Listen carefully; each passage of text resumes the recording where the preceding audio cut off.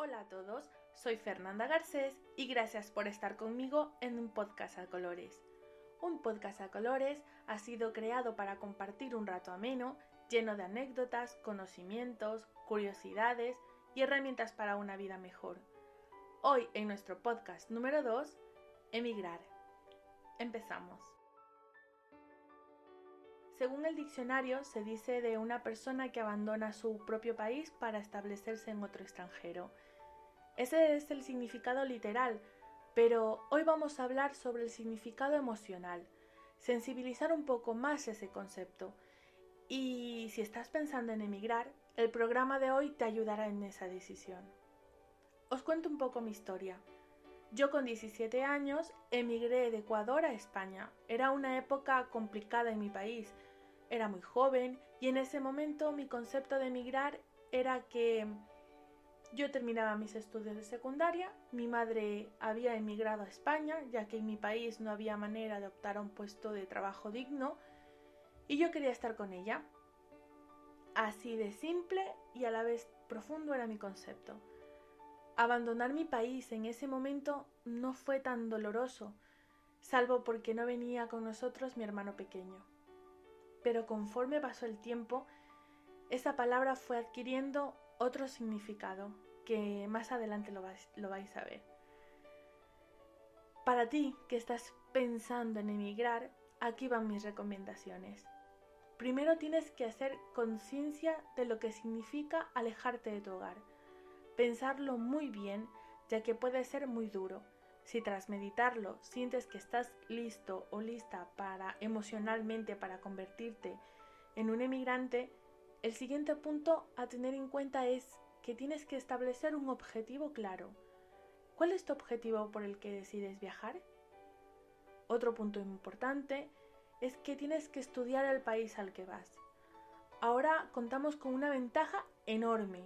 Personas como mi madre, que hace más de 20 años emigraron, con la única referencia que era la que le decía a su familia o vecinos, frases como: en España se gana bien y hay mucho trabajo. La vecina encontró trabajo enseguida y se gana muy bien.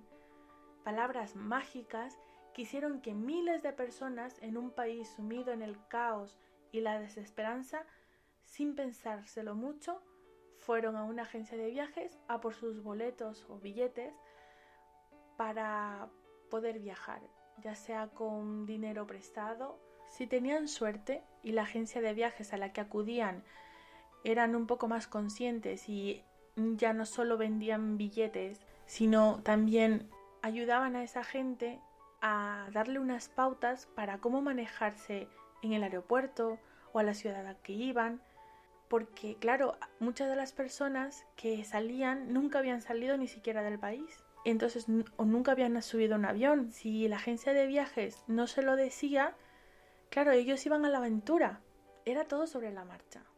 Ahora con el internet y la información a tu alcance, puedes estudiar un poco más el sitio al que quieres ir. En lo económico, es recomendable que tengas un presupuesto. Lo ideal es que tengas dinero ahorrado para unos 4 o 6 meses, lo que gastarías en alojamiento, comida, transporte e imprevistos. Estudia el nivel de vida que tiene el sitio al que vas. Por poner un ejemplo, ahora mismo en España, el salario mínimo interprofesional es de 950 euros. El alquiler de una modesta habitación es de 300 euros más gastos. Y un piso o apartamento, dependiendo de la zona, alejado por supuesto del centro, si tienes suerte son unos 700 euros. La verdad que ya con estos datos te puedes dar cuenta que aquí en España está un poco complicada la cosa, pero no quiero desanimar si vuestro destino era este. Infórmate sobre las leyes de extranjería del país al que vas. Esto es muy importante. Si eliges un país donde las leyes para gestionar la regularización de papeles es muy complicada y como consecuencia no puedes acceder al sistema sanitario, no puedes trabajar de forma legal, por lo que solo optas a trabajos precarios y también te dificulta el acceso a una vivienda, son demasiadas cargas y complicaciones que añadir a tu aventura, que puede dar lugar a que vivas malas experiencias. Algunos consiguen salir adelante, es verdad, pero Sinceramente yo no lo recomiendo. Si ahora tenemos más información, más herramientas, ¿por qué no utilizarlas? Es mejor tener todo en regla o prever que el tiempo de espera para la regularización no sea tan larga. La sensación de no tener documentación en regla para mí era una pesadilla. Por suerte solo duró 2 años en España. Luego lo experimenté en Estados Unidos y sinceramente no me merece la pena. Y más si tu salud tiene matices y requieres ir regularmente al médico. Créeme, en Estados Unidos, si eres ilegal y necesitas asistencia médica, tienes que desembolsar importantes cantidades de dinero. Si no las tienes, no te asisten. Si piensas en emigrar, emprender una aventura, hazte con herramientas que ayuden a que luego no se convierta en una pesadilla. Cuando emigras, empiezas desde cero. Da igual si tienes un doctorado, una licenciatura o eras el número 1 en algo. Nada, empiezas desde cero. A veces resulta un poco frustrante y pasa un buen tiempo hasta que demuestras que eres apto para trabajar en lo que quieres o que necesitas. Conozco personas que se regresaron a su país porque no podían trabajar con su título universitario. Hay quien consiguió sacar adelante su titulación y optó por cargos importantes y más satisfactorios. También están los que, sin titulaciones universitarias, desarrollaron habilidades que les ha permitido vivir dignamente, si en su país no tenían esas posibilidades. Infórmate con tiempo sobre los requisitos de convalidación académico y qué salidas tiene tu profesión en el país que quieres emigrar. La clave está en informarse correctamente y con tiempo. Desarrollar una habilidad para tener un plan B mientras puedes trabajar con tu titulación. Para este episodio tengo una invitada muy especial para mí. Su nombre es María. Su origen es la isla de Fuerteventura, perteneciente a las Islas Canarias aquí en España, quien en 2 momentos diferentes de su vida tuvo que tomar la decisión de dejar su hogar. Primero viajar a Madrid para estudiar la universidad y luego, al pasar el tiempo, como madre de familia, con su esposo decidieron que Alemania les ofrecía mejores oportunidades. Vamos a escuchar qué es para ella el emigrar. Pues emigrar para mí significa sobre todo nostalgia de la familia, de estar con ellos. Aunque luego cuando llegas allí tienes nostalgia de esto, de donde estás viviendo ahora. Y es como que te encuentras en tierra de nadie. No te sientes ni de allí ni de donde vives ahora. Pero bueno, sobrevives. Y ahora que soy madre es como que lo notas más. Cuando por primera vez fui a Madrid, o sea, de Canarias a Madrid, es un cambio inmenso, pues sí, tenías nostalgia de la familia, todo era nuevo, saliste de tu zona de confort, pero maduraste, también sería otra palabra, y son buenos recuerdos.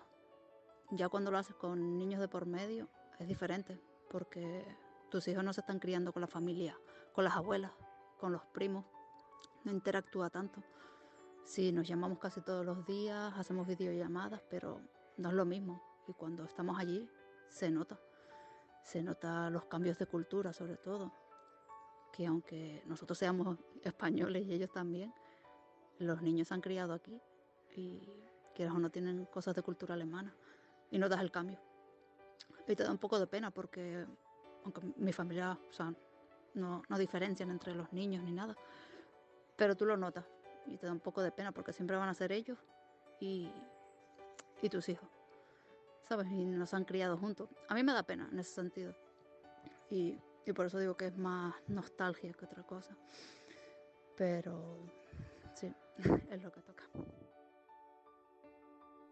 Muchas gracias, María.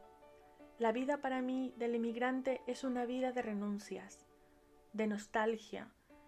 Pero cuando pasas todos esos procesos y entiendes qué es lo que tocó, empiezas a disfrutar del día a día.